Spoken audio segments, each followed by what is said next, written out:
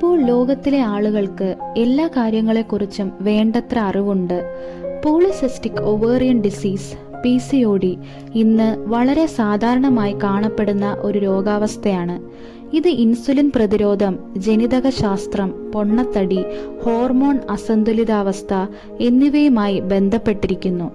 ഇത് ക്രമരഹിതമായ ആർത്തവം, അമിത രോമവളർച്ച, മുഖക്കുരു എന്നിവയ്ക്ക് കാരണമാകുന്നു. ഈ വീഡിയോയുടെ അവസാനം ചർച്ച ചെയ്യുന്ന ജീവിതശൈലി മാറ്റങ്ങളിലൂടെ ഇത് നിയന്ത്രിക്കാൻ കഴിയും. അതുകൊണ്ട് ദയവായി അവസാനം വരെ കാണുക. ഒരിക്കൽ അഞ്ജു എന്നൊരു പെൺകുട്ടി ഉണ്ടായിരുന്നു. അവൾ ഒരു നഴ്സിംഗ് കോളേജിൽ പഠിക്കുകയായിരുന്നു. കോവിഡ് സമയത്ത് അവൾ വീട്ടിലായിരുന്നു. അണുബാധ കാരണം അവൾക്ക് കഠിനമായ വയറുവേദന അനുഭവപ്പെട്ടു. അങ്ങനെ ഡോക്ടർ പരിശോധന കഴിഞ്ഞ് ഒരു സ്കാൻ ചെയ്യാൻ നിർദ്ദേശിച്ചു. സ്കാനിങ്ങിന് ശേഷം അവൾക്ക് ഒരു സിസ്റ്റ് ഉള്ളതിനാൽ അദ്ദേഹം അവളെ ഒരു ഗൈനക്കോളജിസ്റ്റിലേക്ക് റെഫർ ചെയ്തു. ഇതേ അവസ്ഥയിൽ കഷ്ടപ്പെടുന്ന അവളുടെ സുഹൃത്തിൽ നിന്ന് അവൾ ആ രോഗത്തെക്കുറിച്ച് മുമ്പ് കേട്ടിരുന്നു. അവളുടെ സുഹൃത്ത് പറഞ്ഞു അവൾക്ക് പൂർണ്ണമായും സുഖം പ്രാപിച്ചിട്ടില്ലെന്നും വയറുവേദനയും നിലവിൽ നിരവധി പ്രശ്നങ്ങളുണ്ടെന്നും. ഈ ചിന്ത അഞ്ജുവിനെ വല്ലാതെ ദുഃഖിതയും അസ്വസ്ഥയും ആക്കി. 3 മാസത്തേക്ക് ടാബ്ലറ്റ് കഴിച്ചതിന് ശേഷം അവൾ വീണ്ടും സ്കാനിംഗ് നടത്തി. ഭേദമാക്കാനാവാത്ത രോഗം ഭേദമാക്കാൻ സർവശക്തനായ ജീവനുള്ള ഒരു ദൈവം തനിക്കുണ്ടെന്ന് തൻ്റെ സുഹൃത്തിനോട് സാക്ഷ്യപ്പെടുത്താൻ അവൾ കണ്ണീരോടെ ദൈവത്തോട് ആത്മാർത്ഥമായി പ്രാർത്ഥിച്ചു. ദൈവത്തിന്റെ അത്ഭുതത്താൽ ഡോക്ടർ സ്കാൻ ചെയ്തപ്പോൾ അവളോട് ചോദിച്ചു, നീ എന്തിനാണ് സ്കാൻ ചെയ്യുന്നത്?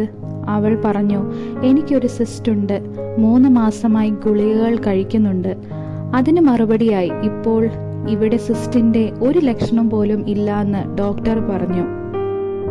അവിടെ കിടന്നുകൊണ്ട് ഒരു രോഗവുമില്ലാതെ കോവിഡ് കഴിഞ്ഞ് കോളേജിൽ പോയി പഠിക്കാനും തൻ്റെ സുഹൃത്തിന് സാക്ഷിയാകാനും കഴിയുന്ന തരത്തിൽ അത്ഭുതകരമായി തന്നെ സുഖപ്പെടുത്തിയതിന് അവൾ ദൈവത്തിന് നന്ദി പറഞ്ഞു. ജീവിതത്തിലെ ഓരോ ദിവസവും യേശുവിൻ്റെ അനുഗ്രഹങ്ങൾക്ക് അവൾ ശരിക്കും നന്ദിയുള്ളവളാണ്. ഈ രോഗത്തിന് ചില പ്രതിരോധ നടപടികളുണ്ട്. 1. പഴങ്ങളും പച്ചക്കറികളും ധാന്യങ്ങളും കുറഞ്ഞ പഞ്ചസാരയും കൊഴുപ്പും അടങ്ങിയ സമീകൃത ആഹാരം കഴിക്കുക. 2. വ്യായാമം. 3. ഭാരം കുറയ്ക്കുക. 4. സമ്മർദ്ദം കുറയ്ക്കുന്നതിന് പ്രാർത്ഥിക്കുക, ബൈബിൾ വായിക്കുക. 5. ആരോഗ്യകരമായ ശീലങ്ങൾ, അതായത് കൃത്യസമയത്തിനുള്ള ഉറക്കം. നമുക്കെല്ലാവർക്കും ആരോഗ്യകരമായ ഭക്ഷണം കഴിച്ച് ആരോഗ്യകരമായ ശീലങ്ങൾ പരിശീലിച്ച് നമ്മുടെ സർവശക്തനായ ദൈവവുമായി ബന്ധം പുലർത്തിക്കൊണ്ട് ജീവിക്കാം. ആമേൻ.